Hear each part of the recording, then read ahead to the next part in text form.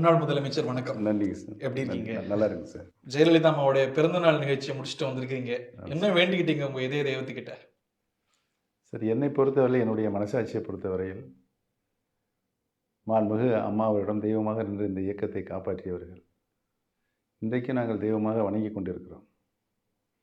இந்த அனைத்து இந்திய அண்ணா முன்னேற்றக் கழகம் இணைந்து செயல்பட வேண்டும் என்ற கோரிக்கையினை மாண்புமிகு அம்மாவுடைய பாதங்களில் வைத்திருக்கிறேன். என்னை பொறுத்தவரையில் இணைந்தால் மட்டுமே இதய தெய்வம் புரட்சித் தலைவி அம்மாவுடைய ஆன்மா சாந்தி அடையும் என்று என்னுடைய மனச்சாட்சியின்படி என்னிடம் சொல்லிக்கொண்டே இருக்கிறது. புதுசா இருக்கு நீங்க சொல்றது. அவங்க ஆன்மா சாந்தி அடையணும்னா கட்சி ஒன்றிணையணும். இணைய வேண்டும் என்று அது உங்க விருப்பமா இல்ல அவங்க ஆன்மா விருப்பமா? எப்படி இன்டர்பிரட்? என்னுடைய மனசாட்சி சொல்லிக்கொண்டே இருக்கிறது. அம்மாவுடைய ஆன்மா சாந்தி அடைய வேண்டும் என்றால் அனைத்து இந்திய அண்ணா முன்னேற்றக் கழகம் இணைந்தால் மட்டுமே மாண்புமிகு அம்மாவுடைய ஆன்மா சாந்தி அடையும் என்ற உள்மனசு சொல்லுது. என்னுடைய உள்மனசு சொல்லிக்கொண்டே. அறிகுறி இதுக்கு அதுக்கு சார், ஒருத்தருக்கு ஒரு உள்மனசு இருக்குமா சார்? அது என்ன உள்மனதை சொல்லிக்கொண்டு இருக்கிறது? நான் அருள்வாக்கு சொல்லுகிறேன் என்று நினைக்க வேண்டாம். உள்மனசு சொல்லுது. உள்மனசு உறுதியாக சொல்லிக்கொண்டே இருக்கிறது. ஏன்னா அந்த அளவுக்கு அவங்க தியாகம் பண்ணியிருக்காங்க அந்த இயக்கத்திற்கு. எவ்வளவு தியாகம் பண்ணி இந்த இயக்கத்தை நான் ஒரு உச்ச நிலையில் உயர்ந்த நிலையில் கொண்டு நிலைநிறுத்தினேன். இப்படிப்பட்ட ஒரு இயக்கத்தை ஏன் இப்படி சிதைத்து கொண்டிருக்கிறீர்கள் என்ற கேள்வியை மாண்புமிகு அம்மா அவர்களுடைய ஆன்மா கேட்டுக்கொண்டு இருக்கிறதாக நான் நினைக்கிறேன். அம்மாவுடைய ஆன்மா இந்த இயக்கத்தை இணைந்து செயல்பட வேண்டும் என்று மாண்புமிகு அம்மா அவர்கள் நான் வேண்டிக் கொண்டேன். எல்லாம் ஒருங்கிணைக்கணும். எல்லாம் சாத்தியமே இல்லைன்ட்டாங்களே. ஓனாய் ஆடு, நீங்க ஓனாயின்ட்டாங்களே. மரியாதைக்குரிய டிடிவி சார் அவர்கள் அதற்கு ஒரு நல்ல விளக்கத்தை கொடுத்திருக்கிறார்கள். ஓனாய் வெள்ளாடு என்ற கதையை யாரை சொன்னார் என்பது புதிதாக இருக்கிறது. யாரை வேணாலும் சொல்லலாம். அதற்கு அவர் ஒரு நல்ல விளக்கத்தை சென்றார். அனைத்து இந்திய அண்ணா முன்னேற்றத்தில் திரு டிடிவி சார் அவர்கள் ஒரு தனி இயக்கம் கண்டு அவரை சார்ந்தவர்கள் ஒரு 36 சட்டமன்ற உறுப்பினர்கள் அவருக்கு ஆதரவு தெரிவித்தார்கள். 36. ஜெயலலிதா மறைவுக்கு பிறகு மறைவுக்கு பின்னால் அம்மா இருக்கும்போது யாரும் தனி கட்சி ஆரம்பிக்கல. அவர் இறந்ததுக்கு பின்னால் அவருக்குள்ள ஒரு கருத்து வேற்றுமையினால் திரு எடப்பாடி பழனிசாமி அவர்களுக்கும் டிடி அவர்களுக்கும் ஏற்பட்ட கருத்து வேற்றுமையினால் ஒரு 36 சட்டமன்ற உறுப்பினர்கள் அவரை சந்தித்து ஆட்சி மாற்றம் ஏற்பட வேண்டும் என்ற கருத்தை வலியுறுத்தி சொன்னார்கள். அந்த நேரத்தில் தான் நான் தர்ம யுத்தமும் நடத்தி கொண்டிருந்தேன். என்னிடம் 11 சட்டமன்ற உறுப்பினரும் 11 நாடாளுமன்ற உறுப்பினரும் இருந்தார்கள். என்னை சந்தித்து முன்னாள் அமைச்சர்கள் வந்து சந்தித்து கட்சி இணைய வேண்டும் என்று கருத்தை சொன்னதின் அடிப்படையில் கட்சி இணைந்தால் நல்லது தான் என்று நானும் நினைத்து கொண்டிருந்த அந்த நேரத்தை என்னை சந்திக்கும் பொழுது அந்த அச்சம் என்னை அவர்கள் இந்த இரு அமைச்சர்களும் சந்திப்புக்கு மிகப்பெரிய காரணம் திரு டிடிவி சார் அவரிடம் இருந்த 36 சட்டமன்ற உறுப்பினர்களும் கருத்து வேற்றுமையினால் நான் தர்ம யுத்தம் நடத்தி கொண்டிருந்த என்னுடைய இந்த 11 சட்டமன்ற உறுப்பினரும் இணைந்தால் ஆட்சி பறிபோய்விடும் என்ற ஒரு அபாயகரமான சூழல் இருந்ததை எண்ணித்தான் அந்த இரு அமைச்சர்களும் என்னை சந்தித்தார்கள். யார் அவங்க? திரு அமைச்சர் வேலுமணி அவர்களும் திரு தங்கமணி அவர்களும். நானும் சரி கட்சி இணைவது நல்லது. என்ன இந்த அப்பொழுது நடைபெற்று கொண்டிருந்த ஆட்சி 2016 இதேதான் டாக்டர் புரட்சித் தலைவி அம்மா அவர்கள் தன்னுடைய உடல்நிலையை பொருள்படுத்தாமல் 234 சட்டமன்ற தொகுதிகளுக்கும் சென்று பிரச்சாரம் செய்து நானும் உடன் சென்றிருந்தேன். இந்த ஆட்சியை நிறுவினார்கள். ஆக இந்த ஆட்சி திரும்பவும் ஒரு இக்கட்டான ஒரு சூழ்நிலைக்கு சென்றுவிடக்கூடாது என்பதிலிருந்து இணைக்கிறதுக்கு நான் ஒத்துக்கொண்டு தான் இருந்தேன். அந்த நிலையில்தான் அவர்கள் சந்தித்தார்கள். இணைப்பு பேச்சுவார்த்தை நடைபெறும் போது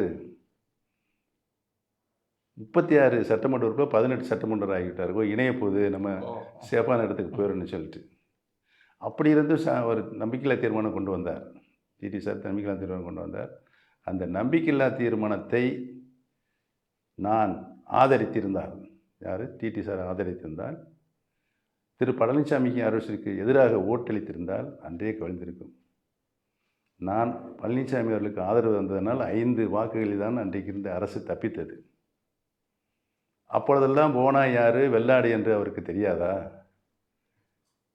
முதல்ல அவர் சுட்டி காட்டுவார்ல, முதல்ல நடந்த நம்பிக்கை தீர்மானம் எடப்பாடி பழனிசாமி அதை கேளு. முதலமைச்சரா வந்தபோது எதிர்த்து வாக்களிச்சீங்கல்ல நீங்க. அது வந்து ஜனநாயக ரீதியில் கூவாத்தூரில் நடந்த அக்கிரமங்கள், அநியாயங்கள், எத்தனை கிலோ தங்கம் அங்கு பரிமாறப்பட்டது, எத்தனை கோடி ரூபாய் அங்கு பரிமாறப்பட்டது உங்களுக்கு தங்கமா? ஐயோ சாமி, எல்லாத்துக்கும் தெரியுமே.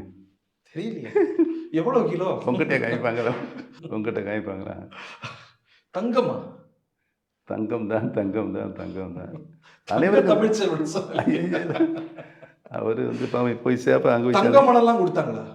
தங்க மணல்லாம் கொடுத்துருக்காங்களா? ஓ, ஏடிஎம்கே எம்எல்ஏக்களுக்கு ஏடிஎம்கே ஆட்சி அமைப்பதற்கு உரிய அனைத்து பணிகளையும் ஜனநாயக விரோத செயலை செய்துதான் அவர்கள் அந்த எம்எல்ஏக்களை தன் கைதை வசப்படுத்தினார்கள். அப்போ எம்எல்ஏக்கள் ஓட்டு போடுறதுக்கு தங்கம் பணம்லாம் பரிமாறப்பட்டது. கூவாத்தூரில் நல்லா நடந்துச்சுல, அது பார்த்தீங்களா? ஒரு கிராம் கொடுத்துருப்பாங்களா எல்லாருக்கும்? சார் அது வெளியே சொல்லக்கூடாது, நீங்கள் கேஸை போட்டிருக்கீங்க, அது அனைவருக்கும் தெரியும். பாவம் வாங்கிட்டு இருந்தால் அவங்களுக்கும் தெரியும். அந்த நிலையில் தான் மறுபடியும் அவர் மீது நம்பிக்கையில்லா தீர்மானம் கொண்டு வந்தோம். ஆக ஒரு ஜனநாயக கட்சியை 50 ஆண்டு காலம் புரட்சித் தலைவர் எம்ஜிஆர் அவர்களும் புரட்சித் தலைவர் இப்படி நடத்தி வந்தார்கள். இதை இப்படி ஒரு இக்கட்டான ஒரு சூழ்நிலையில் ஒரு தவறான வழிகாட்டுதலுக்கு இயக்கத்தை கொண்டு போய் சென்று கொண்டிருக்கிறாரே பழனிசாமி என்று தான் அதற்கு நாங்கள் எதிர்ப்பு தெரிவித்தோம். நீங்கள் தான் ஒருங்கிணைன்னு சொல்கிறீங்க, 2 கை தட்டினா தான் ஓசை வரும். நீங்கள் மட்டும் ஒருங்கிணைன்னு ஆசைப்பட்டா போதுமா? அனைவரும் தான், அதாவது அனைத்து இந்திய அண்ணா திராவிட முன்னேற்ற கழகத்தில் இருக்கின்ற அனைத்து தொண்டர்களும் இணைய வேண்டும் என்ற கருத்து தான் இன்றைக்கு வலுவாக தமிழக தொண்டர்களும் பேசப்படுகிறது. எல்லா தொண்டர்களும் ஒருங்கிணைன்னு விரும்புகிறாங்கன்னு சொல்கிறீங்க. ஆனால் அதுக்கு செயல் வடிவம் நிர்வாகிகள் தலைவர்கள் முன்னெடுத்தால் தான் அடுத்த கட்டத்துக்கு போகும். அங்கே தலைவர்களும் விரும்புகிறாங்களா? அந்த பக்கம் 6 தலைவர்கள் அவரிடம் சென்று பேசியதாக அத்தனை பத்திரிகைகளும் அத்தனை தொலைக்காட்சிகளிலும் அத்தனை செய்தி சேகரிப்பவர்களும் வந்து வந்தது. பச்சை போயிட்டாரு. மனச்சாட்சி அந்த 6 பேர் இருக்காங்களே, அவங்க அவருடைய மனதின் குரலை, மனச்சாட்சியின் குரலை மற்றவர்களும் பகிர்ந்து கொண்டு இருக்கிறார். 5 பேர் மறுக்கவே இல்லையா? அவர் பொய்ன்னு சொல்றாரு, 5 பேர் வந்து இல்லை இது உண்மைன்னு வெளியில சொல்லியே.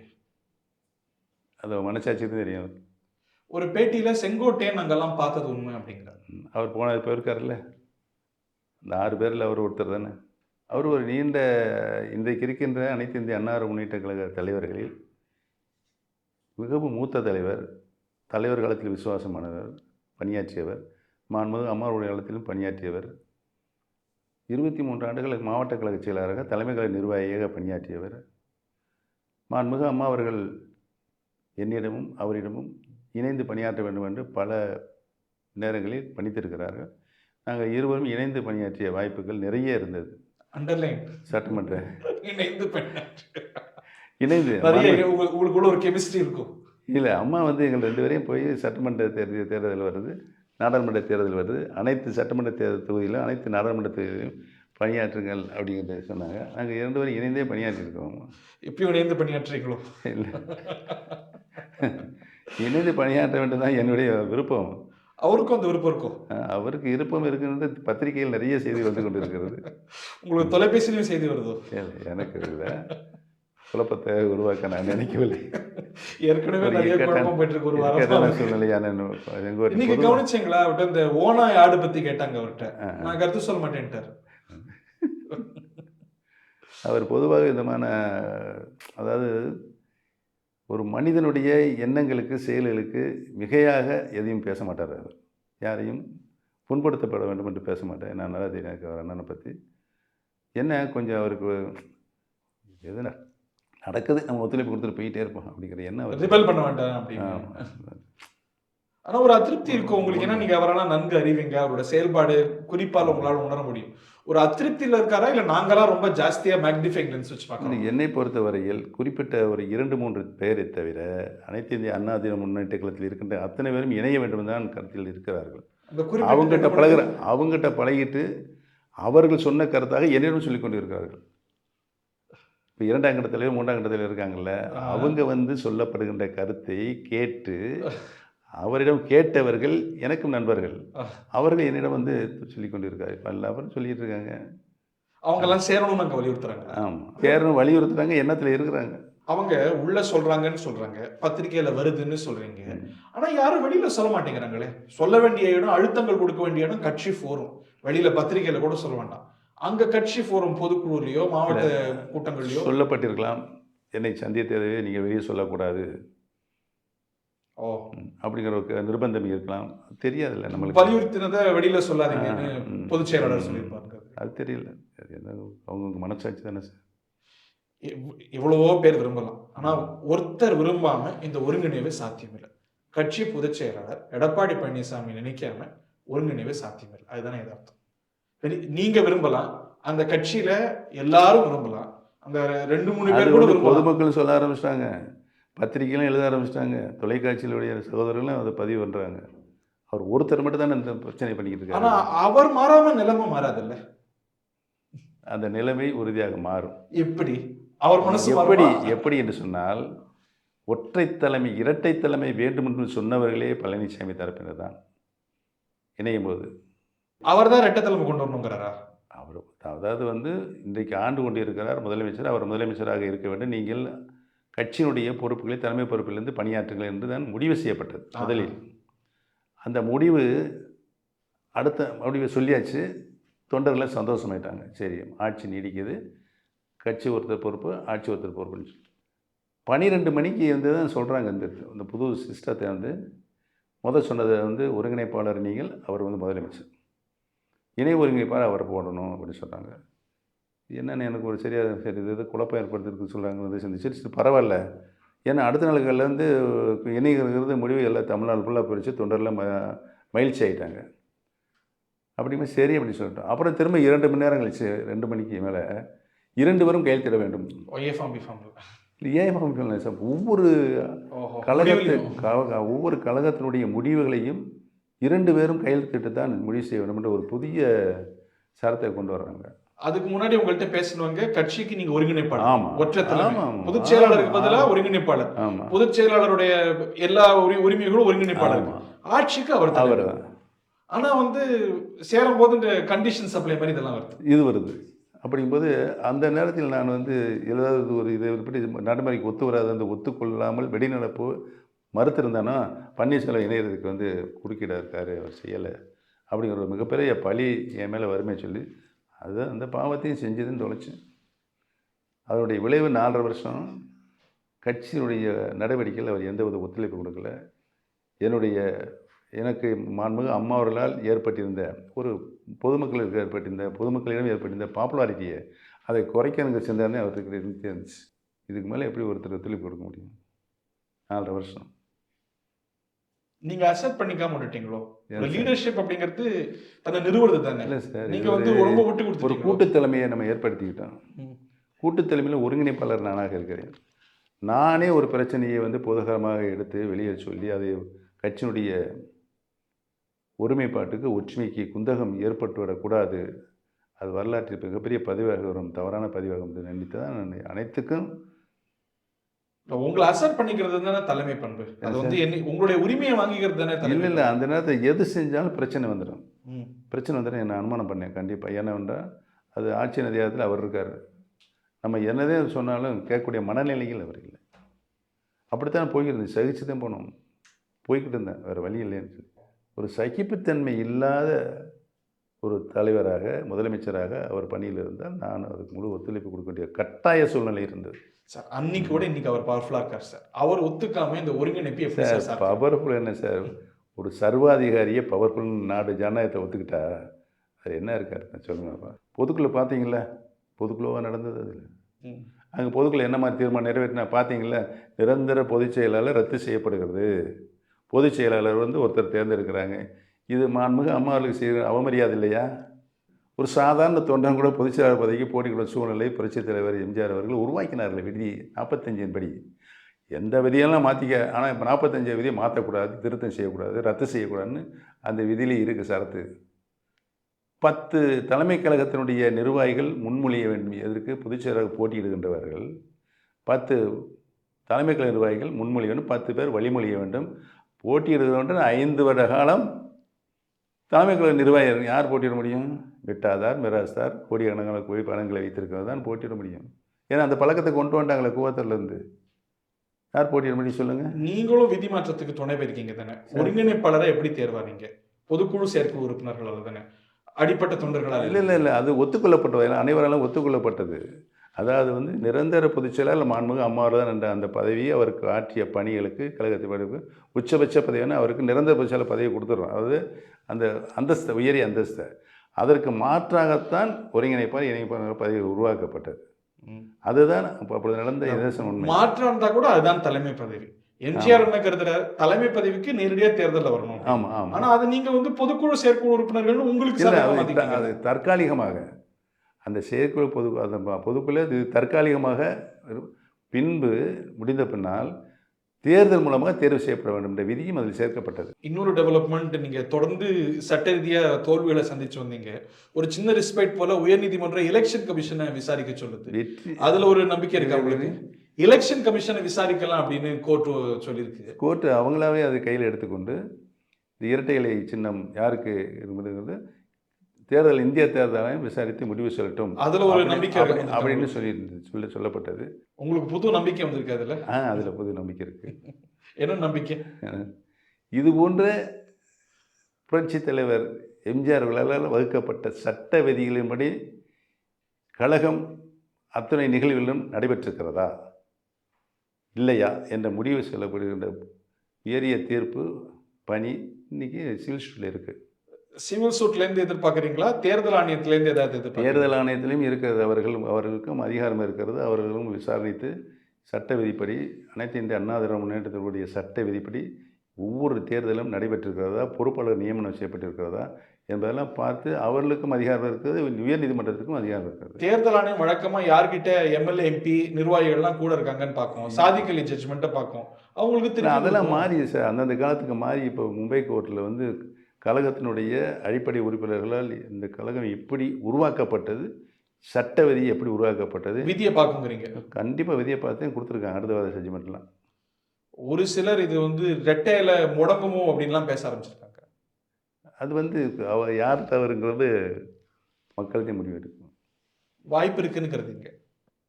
ஒரு தீர்ப்பு வந்து இந்திய தேர்தல் எப்படி சொல்லுங்கிறது சொல்லக்கூடாது நம்ம எந்த தீர்ப்பு.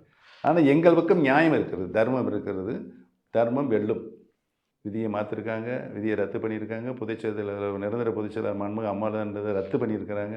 மனசாட்சி இல்லாமல் அதெல்லாம் காப்பாற்றணும். தொண்டர்கள் உரிமையை பாதுகாக்கிற குழுவாக நாங்கள் செயல்பட்டு இருக்கோம். தேர்தல் இப்போ நிற்பீங்களான்னு கேட்குறாங்க எங்களை, பார்லிமெண்ட் தேர்தலில் இப்போன்னு சொல்லிடுறோம். நம்ம நின்று ஆகணும்ல.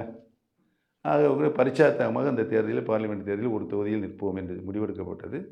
அது எந்த தொகுதி என்று சொன்னால் ராமநாதபுரம் தொகுதி. அந்த ராமநாதபுரம் தொகுதியில் நீங்களே இருக்க வேண்டும் என்னை பணித்தார்கள். நான் சட்டமன்ற உறுப்பினராக இருக்கேன், என்ன 2 வருஷம் இருக்குது, எதுக்கு வேறு யாராவது நிப்பாட்ட சொல்லலாம்னு நான் சொன்னேன். இல்லை நீங்கள் தான் இருக்குன்னு சொல்லி 2ஆம் கட்ட தலைவர்லாம் சொன்னதன் அடிப்படையில் நான் நின்றேன். ஆனால் ரெட்டைலைக்கு எதிராக நின்றுட்டீங்க. நீங்கள் ரெட்டைலை போராடுவதான்னு சமூகம் கேட்குறது இல்லை. அதாவது வந்து எனக்கு வந்து ரெட்டைலை சின்னத்துக்கு பல வழக்கில் வந்து தற்காலிகமாக ஈரோடு கிழக்கு சட்டமன்ற தொகுதியில் அவருக்கு வழங்கப்பட்டது. தற்காலிகமாக ஜட்ஜ்மெண்ட்லேயே தற்காலிகமாக வழங்கப்பட்டது.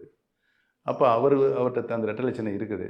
நாங்கள் எங்களுடைய வலிமையை தொண்டர்களுடைய எங்கள் பக்கம்தான் இருக்கிறார்கள், பொதுமக்கள் எங்கள் பக்கம் தான் இருக்கிறார்கள் நிரூபிப்பதற்கு ஒரு தொகுதியை பரிச்சாத்தமாக அன்றைக்கு எடுத்தோம். நான் நின்றேன். எத்தனை பன்னீர்செல்வத்தை அங்கே கூட்டு நாமினேஷன் போட வச்சாங்க, மறந்தே போச்சு. 12 13 ஓ பன்னீர்செல்வமே அது ஓ பன்னீர்செல்வமே எடுக்கிறாங்க. எங்கெங்கே இருக்கிறாங்க, இங்கே இருக்கிறாங்க, உசிலம்பட்டியில் இருக்கிறாங்க, தருமபுரியில் இருக்க, கிருஷ்ணகிரியில் இருக்கிறாங்க. அதே மீறி போட்டாங்க உங்களுக்கு. எதுக்கு எதுக்கு எதுக்கு இந்த கட்சியில் all is fair in love and wars. எல்லா யுக்திகளும் கடைப்பிடிக்கிறது தானே அரசியல், உங்களுக்கு தெரியாது. அது ரைட்டு. என்னாச்சு அதில் என்னாச்சு? என்னை தோற்கடிப்பதற்கு முழு முயற்சி செய்த அவருடைய டெபாசிட் தான் போச்சு. நான் வந்து பதிவான வாக்குகள் 14 லட்சம் ஓட்டிருக்காங்க. 10 லட்சம் வாக்கு தான் பதிவாச்சு. பதிவான 10 லட்சம் வாக்குகளில் 3,42,000 வாக்குகள் 33% வாக்குகள் நான் பெற்றிருக்கிறேன். ஒரு நாடாளுமன்ற தேர்தலில் சுயேட்சை வேட்பாளர் ஜெயிச்சது வடநாட்டை ஒருத்தர் ஜெயிச்சிருக்காரு. அடுத்த சுயேட்சை வேட்பாளர் பன்னீர்செல்வத்தின் நிலைமை பாருங்கள். அடுத்த சுயேட்சை வேட்பாளர் பன்னீர்செல்வம் சுயேட்சை சின்னத்தில் 22வது சொன்னா இப்ப 2வது மிஷின். சுயேட்சைன்னு கணக்கு பார்த்தா தேசிய அளவுல நீங்க தான் 2வது பெர்சன்டேஜ். ஆமாம். ஓஹோ. அதே 33% வாங்கியிருக்கிறேன். அப்போ மக்களும் எங்கள் பக்கம்தான் இருக்கிறார்கள், தொண்டர்களும் எங்கள் பக்கம்தான் இருக்கிறார்கள். இரட்டை சின்னத்தில் அவர்கள் நின்றாலும் அங்கு ஜாமீன் தொகை பறிபோகிறது சொல்லதான் அவருக்கு தீர்ப்பாக கிடைத்தது. அந்த எலெக்ஷன் எல்லாம் ஒண்ணா சேர்ந்திருந்தா அதுக்கு சூழல் இருந்ததா, ஸ்கோப் இருந்ததா? 21ல அமித்ஷா வந்து பேசினாரு, எல்லாரையும் சேர்க்க முயற்சி செஞ்சாருன்னு சொன்னாங்க. 24ல கூட என்டிஏல எடப்பாடி பழனிசாமியும் இடம்பெற அவர் வைக்கிறதுக்கு நீங்களும் உட்பட. தேசிய ஜனநாயக கூட்டத்தில் நான் விலகிக் கொள்ள என்ற அறிவிப்பை செய்து கடுமையாக விமர்சனம் பண்ண ஆரம்பிச்சிட்டார். அப்புறம் கூட ஃபோன் பண்ணாங்க, ட்ரை பண்ணாங்க, கதவு திறந்திருக்குன்னாங்க. பாரதிய ஜனதா கட்சியினுடைய தனிப்பட்ட முறையில் அந்த இயக்கத்தை விமர்சனம் செய்ய ஆரம்பித்தார்.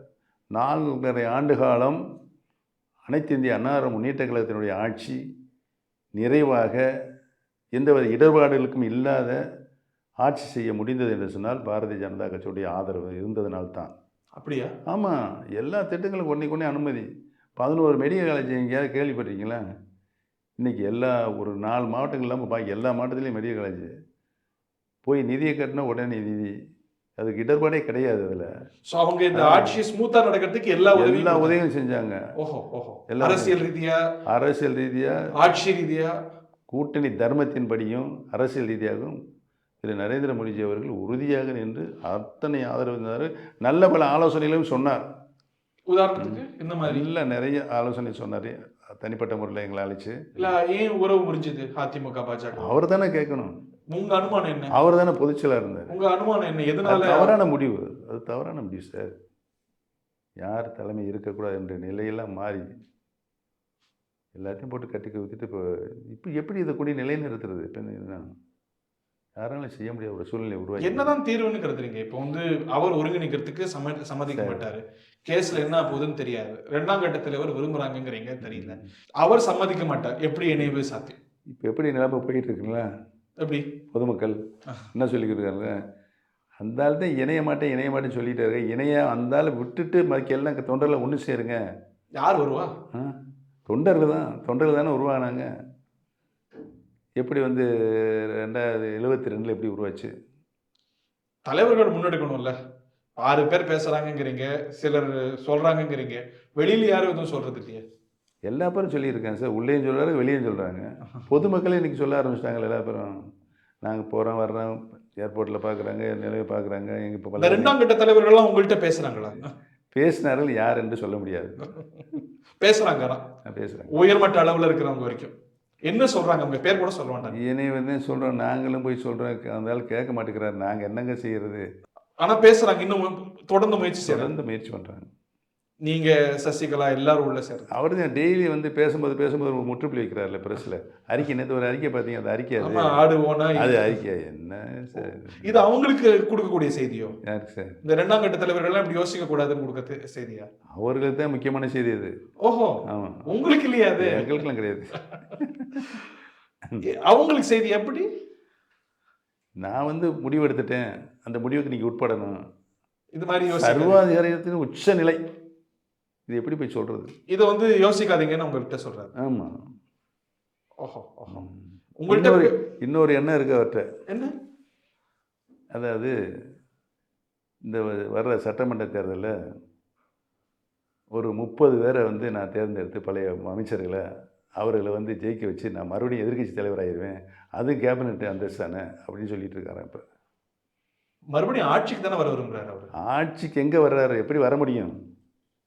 எப்படி சார் வர முடியும்? அவர் ஒற்றை தலைமை ஏற்றதுனால எந்த தேர்தலில் ஜெயிச்சார்? இப்போ 7 தொகுதியில் டெபாசிட் இருக்காது, 13 தொகுதியில் 3ஆம் இடம். கன்னியாகுமரியில் அவர் என்ன சொன்னார் பேட்டியில்? நாடாளுமன்ற தேர்தல் வர, சட்டமன்ற தேர்தல் வர. சட்டமன்ற தேர்தலுக்கு இடைத்தேர்தல் நடந்துச்சு எங்கே? கன்னியாகுமரியில். அதில் எவ்வளோ ஓட்டு வாங்கினாங்க? 95,000 ஓட்டு வாங்கியிருக்கு காங்கிரஸ். அங்கே ஜெயிச்ச வெற்றி பெற்ற வேட்பாளர் மகளிர் ஒருத்தர் ஜெயிச்சிருக்காங்க. நம்ம எவ்வளோ வாங்கினோம்? அதிமுக வாங்கின ஓட்டு 5000 ஓட்டு. விளவங்கோட்டில் 2014 டெபாசிட் போச்சு. முன்னால் ஜெயிச்சு மந்திரில் இருந்திருக்காங்க. விளவங்கோட்டில் முன்னால் ஜெயிச்சில் மந்திரில். நமக்கு ரொம்ப ஸ்ட்ராங். அங்கே ஒரு தேசிய பார்வை இருக்கும். அதுதான் தேசிய பார்வை. நீங்கள் சொல்கிறது புதுசாக இருக்கு. அவர் கூட இருக்கிறவங்கள்ட்ட சொல்கிறாங்கன்னு நீங்கள் கேள்விப்படுறீங்க. ஆமாம். திருப்பி எதிர்கட்சி தலைவர் அவரை பற்றியா? அதை பற்றியும் சிந்திச்சுட்டு இருக்காரான். கூட இருக்கிறவங்க பணம் செலவழித்து நான் ஒரு 30 தொகுதி 30 ஆளுகளை வந்து நிப்பாட்டி எதிர்க்கட்சி தலைவராக இருந்துருவேன் ஜெயிச்சு. அதான் ஏற்கனவே இருக்காரு. ஒரு அரசியல் கட்சி இத்தனை வருஷம் 30 ஆண்டு காலம் ஆண்ட கட்சி சரி, எதிர்க்கட்சி தலைவரா ஏற்கனவே கூடுதல் எம்எல்ஏ வச்சிருக்காரு. நீங்க சொல்றது ஏதாவது லாஜிக் இருக்கா? 30 பேரை வச்சுட்டு மீண்டும் இது எப்போ இருந்தது எதிர்க்கட்சி தலைவரா? எல்லாம் ஒன்றா இருக்கும்போது வந்தது. எல்லாம் ஒன்றா இருக்கும்போது வந்தது. அதுக்கு பின்னால் ஏதாவது வர இது முடியும் உங்கள்கிட்ட சொன்னது முக்கியமானவங்களா? சார்? இது உங்கள்கிட்ட சொன்னது முக்கியமானவங்களா? இது எப்படி சார் நான் சொல்ல முடியும்? அதைத்தான் நான் ரகசியம் பரம ரகசியம் ஒன்றா சொல்லிட்டு இருக்கிறேன். சரி, என்கிட்ட ரகசியமா சொல்லுங்க. சேல் ஆரம்பிச்சு இன்னல முடியறவங்களா, வேலை ஆரம்பிச்சு நீல முடியறவரா? எப்படி நீங்கள் கேட்டாலும் என்னிடம் இந்த பதில் வராது. தாள் ஆரம்பிச்சு நீல முடியறவரா, நாள் ஆரம்பிச்சு இன்னல முடியறவரா? பாவம், அவங்கெல்லாம் பாவம். அதான் அதிமுக காரங்க பாவம் இருக்காங்க. பாவம் சரி, எப்படியாவது இப்போ வந்து நம்ம வந்து அப்பப்போ இது பண்ணுறாரு, இது பண்ணிட்டு போகிறாங்க. அதை பற்றி ஒன்றும் பிரச்சனை இல்லை. ஆனால் முடிவாக இணையாமல் அதிமுக வெற்றி பெற முடியாது என்ற சூழல் இப்படி உருவாகிருக்கு. அது யாருக்கு நன்மைங்கிறது நன்றாக தெரியும். அதான் நடந்து யாருக்கு நன்மை? இப்போ 2021 சட்டமன்ற தேர்தலில் நடந்துச்சு. அது மாதிரி ஓட்டுக்கெல்லாம் பிரியும் போது எப்படி சார் வரும்? திமுகவுக்கு நன்மைங்கிறீங்களா? யாருக்கு இப்போ அவங்க இப்போ திமுக மேல் மக்கள் நம்பிக்கை வைத்தாலும் வரும். வேறு ஏதாவது பல்வேறு கட்சிகள் நிறைய வந்துட்டு இருக்கு. ஆனா அவர் வேற ஒரு கணக்கு போடலாம்ல. நீங்க எல்லாம் நம்ம எல்லாம் இணைஞ்ச வெற்றிங்க. அவர் வந்து விஜயோட சேரலாம், ஒரு பெரிய மெகா கூட்டணி உருவாக்கப்பட்ட சாலிட் ஆதரவு சார். அதிமுகவுடைய சக்திகள் தலைவர் காலத்தில் 50 ஆண்டு காலம் அந்த இயக்கத்தை உருவாக்கி இந்த தொண்டர்கள் எங்கேயும் போல. இப்போ இன்னும் இவ்வளோ பிரச்சனை நடந்துருக்குல்ல, இவ்வளோ பிரச்சனை. அது பொதுமக்கள் ஓட்டு போடாதனால நீங்களே நிலையற்ற தன்மையில் இருக்கிறீங்களே, நீங்கள் எப்படி வந்து எங்கிட்ட வந்து ஓட்டு கேட்குறீங்க அப்படின்னு சொல்லி டெபாசிட் காலியாளர்களுக்கு இப்போ கொண்டு போயிட்டாங்க. அதெல்லாம் புரிஞ்சுக்கிட்டு நம்ம இணைந்தால் நல்லது. சரி, எல்லாரும் இணையணும்னு சொல்றீங்க. எல்லாரும் இணையணும்னு சொல்றது யார் யாருன்னு பார்த்தா திரு ஓ பன்னீர்செல்வம், திருமதி வி.கே. சசிகலா, திரு டி.டி. விதிநகரன், கேசிபி, புகழேந்தி மாதிரி சிலர். நீங்கெல்லாம் ஒருங்கிணையலாமே முதல்ல. ஒன்றும் பிரச்சனை இல்லை, எங்களுக்கு நாங்கள் கலந்து பேசிட்டு தானே இருக்கிறோம். ஒன்றா ஒரு மேடையில் பார்க்கவே இல்லை. பார்ப்பீங்க, கூடிய விரைவில் பார்ப்பீங்க. அதோடு மட்டும் புதிதாக வருகின்றவர்களையும் பார்ப்பீங்க. புதுசாவா? ஆமாம், எங்கேயாவது வரும்போது நாங்கள் சொல்லுவோம். இப்போ வந்து கடிச்சு கெடுத்து விட்டுருவாங்க. வரப்போறாங்களா? வராதவங்களுக்கு ஏதாவது பண்ணி கெடுத்து விட்டுருவாங்க. அதான் இப்போ நடந்துட்டு இருக்கு. இப்போ வந்து அடுத்த ஒரு கட்டம் இருக்கு. வேற சிலரும் வரப்போறாங்க. இந்த வேற சிலரும் வந்துட்டு இருக்காங்க. ஆன் த வே. உறுதியாக மூத்தவங்களா எல்லா தரப்பிலும் எனக்கு தொண்டர்கள் தானே சார் கட்சி. அவங்க ஒருத்தர் தான். இங்கே 1000 பேர் கீழே இருக்காங்களா தொண்டர்கள், கோடிக்கணக்கான. சம்மதம் தெரிவிச்சுட்டாங்களா வர்றவங்க? பொறுத்திருந்து பாருங்க சார், நல்லது நடக்கும். எந்த மண்டலத்துக்காரங்க? எல்லா மண்டலத்துக்காரங்க. நீங்களும் சசிகலாமாவும் பார்க்க கூட இல்லையே, பேச கூட இல்லையே. பேசலைன்னு எப்படி உங்களுக்கு தெரியும்? பேசியிருக்கிறோம். ஃபோன்ல பேசுறீங்களோ? நேரடியாக பேசியிருக்கிறோம். அவங்கள பார்க்குறது எனக்கு என்ன தயக்கம்? நீங்க தொடர்ந்து பார்த்துட்டு தான் இருக்கீங்களா? ஓ, அவர் பேசியிருக்கிறேன், டிடி சாரோட பேசியிருக்கிறேன். இப்போ நீங்களும் திருமதி சசிகலாவும் பத்திரிக்கையாரியா பார்க்கல, ஆனால் தொடர்ந்து பேசிட்டு தான் இருக்கீங்க. பழைய சகாக்கள், அதிமுக பழைய சகாக்கள் எல்லாரையும் பேசிகிட்டே இருக்கிறேன். முன்னாள் மந்திரிகள் அந்த கேம்ப்ல எல்லாம் பேசிட்டு. சதி ஆலோசனையா? சதியெல்லாம் கிடையாது சார். கட்சி ஒன்று சேர்ந்து அதில் எப்படி சார் சதி வரும்? இப்போ முன்னாள் அமைச்சர்கள், மூத்த நிர்வாகிகள், நீங்க, சசிகலா எல்லாரும் பார்த்துட்டு தான் இருக்கீங்க. செங்கோட்டையன், சின்னம்மா வரணும் பேசிட்டு, தங்கமணி, வேலுமணி, குறிப்பிட்டு நீங்க கேட்டா அங்கே பல்வேறு பிரச்சனைகள் உருவாக வாய்ப்பு இல்லைன்னு சொல்லுங்க. சொல்லுங்க, இணைவது கெட்டு போயிடும். நீங்கள் ஒரு பாரம்பரியமான ஒரு பத்திரிகை துறையிலேருந்து டிவி துறைக்கு வந்திருக்கீங்க, உங்களால் கெட்டு போகக்கூடாது. சரி, மக்களுக்கு செய்தி தெரியறதா நோக்கம். பட் ஆனால் எல்லா மட்டங்களையும் பார்த்து பேசிட்டு இருக்கீங்க. இல்லை, அவங்க பேசுகிறாங்க, தொலைபேசி மூலமாக பேசுகிறோம்.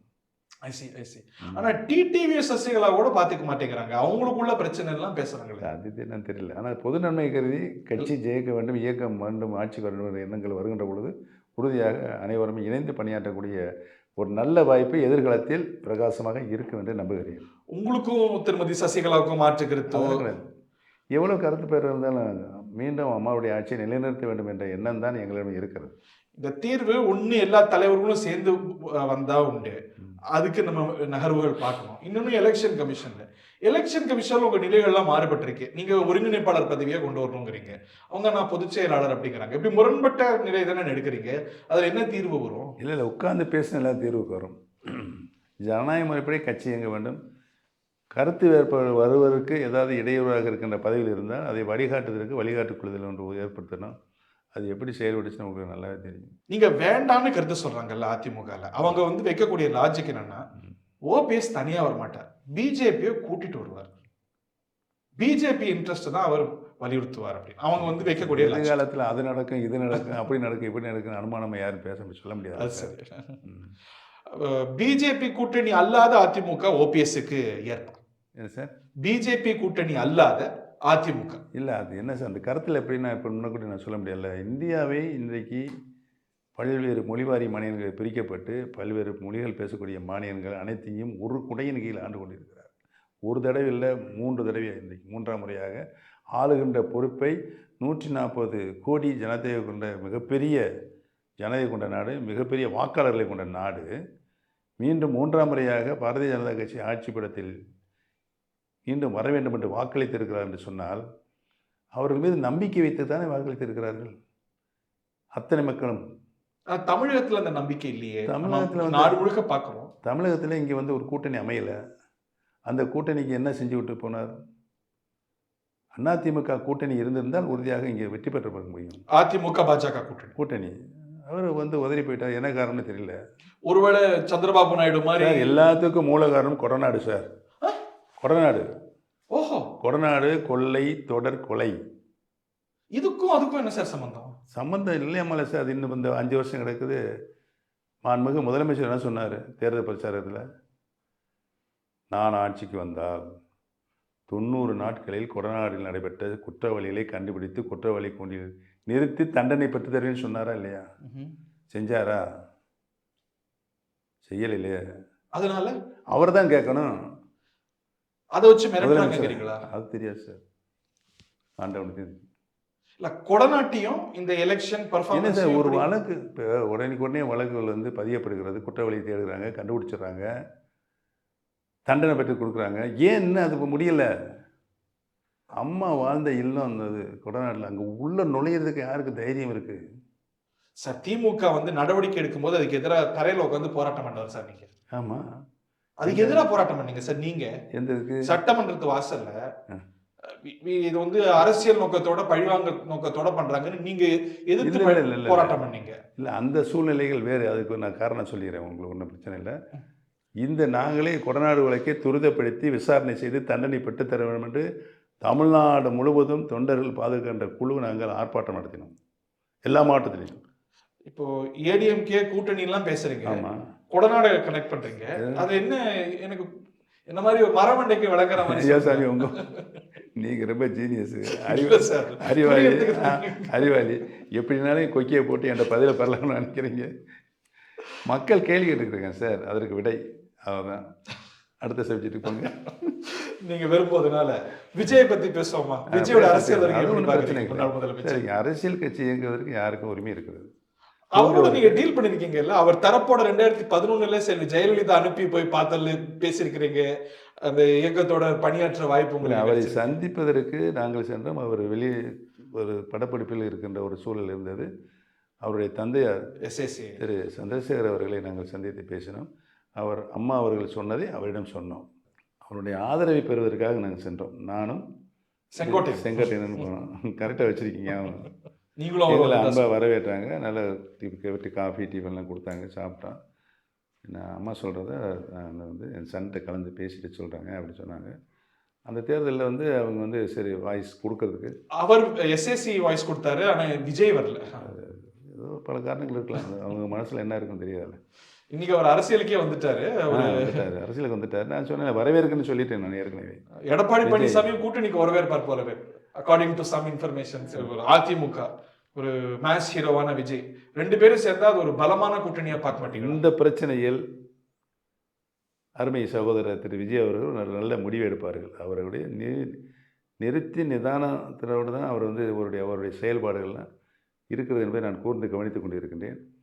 ஒரு அரசியல் இயக்கம் எந்த இலக்கை நோக்கி போகிறது? அந்த இலக்கு வந்து அனைத்து மக்களையும் சமமாக பாவிக்கின்ற இலக்கா, ஜாதி மதங்களுக்கு அப்பாற்பட்ட இலக்கா, அனைத்து மக்களையும் ஒரு சேர எண்ணுகின்ற எண்ணம் அந்த தலைமைக்கு இருக்கிறதா என்பதெல்லாம் பார்த்து தானே சார் முடிவு பண்ணுறாங்க அவங்க. இது வரைக்கும் இந்த தேர்தலில் அவர் நிற்கலை. ஒரு தேர்தல் இன்று அவருடைய கொள்கை பிரகடனங்கள் என்ன, மக்களை நாடி இருக்கிறதா, அப்படிலாம் பார்ப்பாங்க. பார்த்துட்டு என்ன மக்கள் தீர்ப்பு இருக்கோ அந்த தீர்ப்பின் அடிப்படையில் தான் திரு விஜய் அவருடைய எதிர்காலம் இருக்கிறது. நீங்க அவரோட இணைந்து அரசியல் புதுசாக தொடங்கியிருக்கிறார். அவருடைய கொள்கைகள்லாம் இன்னும் கொஞ்சம் கொஞ்சம் கொஞ்சமாக சொல்லிட்டு இருக்கிறாரு. ஒரு நல்லது செய்ய வேண்டும் என்ற எண்ணத்தில் தான் அரசியல் கட்சியை தொடங்கியிருக்கிறார். அது நம்மளுக்கு புரியுது. அதுபடி இருக்க வேண்டும் என்பது எங்களுடைய எண்ணம். அப்படி அவர்கள் உறுதி தந்தால் யார் யாருடனும் கூட்டணி சேரலாம். அதிமுக விஜய் கூட்டணி இயல்பான கூட்டணி நினைக்கிறீங்களா? அவங்க 2 பேர் தான் சொல்லணும். ஆனா ஒருவேளை உங்களெல்லாம் இணைக்காம அவர் வந்து அந்த கணக்கு வச்சிருக்காரு. அதிமுக விஜய் பாமக இதர கட்சிகள்லாம் சேர்ந்தா அது ஒரு வலுவான ஒரு கூட்டணி. ஒரு கனவு உலகத்திலேயே சஞ்சரிச்சுட்டு இருக்கீங்க. எது சேர்ந்தா அது சேர்ந்தா இதுக்கு நான் எப்படி சார் வந்து மக்கள் தான் தீர்ப்பு. இப்போ ஒருவேளை இந்த ஒருங்கிணைப்பு முயற்சி எல்லாம் 26க்கு முன்னாடி நடக்கலைன்னா உங்களுடைய பிளான் பி என்ன? சரி சார், 26க்கு முன்னாடி இந்த ஒருங்கிணைப்பெல்லாம் நடக்கலை அப்படின்னா உங்க பிளான் பி என்ன, மாற்று திட்டம் என்ன? என்னை பொறுத்தவரை அனைத்து இந்திய அண்ணா திராவிட முன்னேற்ற கழகம், புரட்சித் தலைவர் எம்ஜிஆர், புரட்சித் தலைவர் மாண்புமிகு அம்மா அவர்கள் எந்த நோக்கத்திற்காக இந்த இயக்கத்தை தோற்றுவித்தார்களோ அந்த இயக்கம் அந்த நோக்கத்திற்கு பாடுபடுகின்ற தொண்டனாகவே கடைசி என்னுடைய பணியை நிறைவு செய்யும் என்பதை தெரிவித்துக் கொள்கிறேன். நீங்க வந்து தனி கட்சி தொடங்குறதெல்லாம் திட்டம்? அது ஏற்கனவே சொல்லிட்டேன் சார். நான் தனி கட்சி நான் தொண்டர்களை அதிமுகவின் தொண்டர்களை உரிமையை பாதுகாக்கின்ற மீட்டெடுக்கின்ற குழுவாகத்தான் நாங்கள் செயல்பட்டு கொண்டிருக்கோம். அவரோட இணைந்து செயல்பட நீங்க தயாரா? சார், ஆச்சரியங்கள்லாம் விட்டுட்டு இல்லை பல்வேறு பிரச்சனைகள் வந்து ஜனநாயக ரீதியில் கட்சி இயங்க வேண்டும் என்ற வலுவான வாதங்களில் செய்து தான் இனிமேல் இணைய முடியும் என்ற சூழ்நிலை இருக்கிறது. ஏனென்று சொன்னால் ஏற்கனவே எல்லாத்தையும் விட்டுட்டு இணைஞ்சோம். அவர் சுயரூபத்தை காட்டுறார். என்ன நிபந்தனை? அதெல்லாம் அந்த சுயரூபம் இனிமேல் இருக்கக்கூடாது. பொது நன்மை கருதி புரட்சித் தலைவர் எப்படி நடத்தினாங்க, புரட்சித் தலைவர் அம்மா எப்படி நடத்தினாங்க, அந்த பாணியில் அந்த பாங்கில் அண்ணா எப்படி இயக்கத்தை கொண்டு வந்தார். சாதாரண ஒரு தொண்டர் தானே சார் அவர். எடப்பாடி தலைமை இல்லாத அதிமுக அமைய வாய்ப்பு இருக்குன்னு டிடிவி சொல்றாரு. உங்களுக்கு அந்த மாதிரி ஹோப்போ எதிர்பார்ப்போ அதை நோக்கி வேலை அந்த அந்த இலக்கை நோக்கி சென்று கொண்டு இருக்கிறது. இப்போ சென்று கொண்டு இருக்குதா? ஆமாம், தொண்டர்கள் இணைய வேண்டும். இந்த தொண்டர்கள் இயக்கத்தில் தொண்டர்கள் இணைய வேண்டும் இணைந்து கூக்குரலிட்டு கொண்டிருக்கிறார்கள்.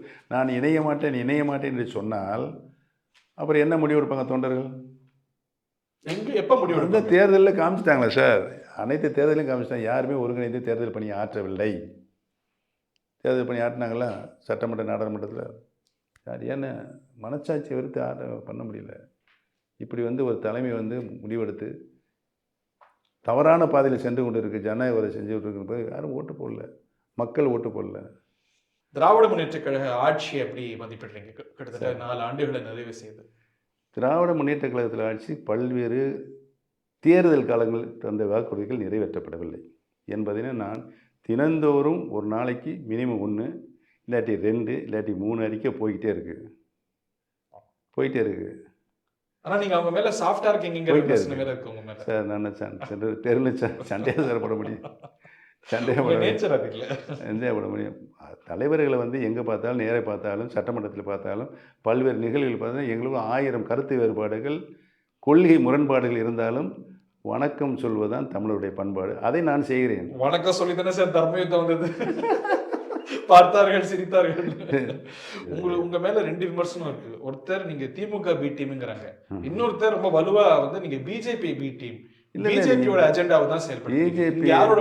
பிஜேபி வந்து இன்றைக்கு இருக்கின்ற சூழ்நிலையில் இந்திய திருநாட்டை 140 கோடி மக்கள் கொண்ட இந்திய திருநாட்டை பல்வேறு நிலைகளை எவ்வளோ பிரச்சனைகள் வந்தாலும் கையாண்டு ஒரு தலைசிறந்த பாரத பிரதமராக இன்றைக்கு நரேந்திர மோடிஜி ஆட்சி செய்து கொண்டிருக்கிறார். இதோடு மட்டுமல்லாமல் உலக நாடுகள்லாம் அனைத்து நாடுகளும் ஏற்றுக்கொள்ளக்கூடிய தலைவராக, உலகத் தலைவராக இன்றைக்கு மக்களும் அயல் நாடுகளும் மேலை நாடுகளும் பார்த்து கொண்டிருக்கின்ற ஒரு நல்ல சூழலை இந்தியாவிற்கு ஒரு தனிப்பட்ட அந்தஸ்தை, உயரிய அந்தஸ்தை பெற்றுத்தந்த தலைவராக திரு நரேந்திர மாண்புமிகு பாரத பிரதமர் விளங்கி கொண்டிருக்கார் என்பது அவரோட நன்மதிப்பில் தீவிர பக்தர் நான். அவர் நரேந்திர மோடி, ஆமாம், அவர் இந்திய திருநாட்டை ஆண்டுட்டு இருக்காரு சார். நம்ம சாதாரண ஒரு மாநிலத்தில் முதலமைச்சராக இருந்திருக்கிறோம்.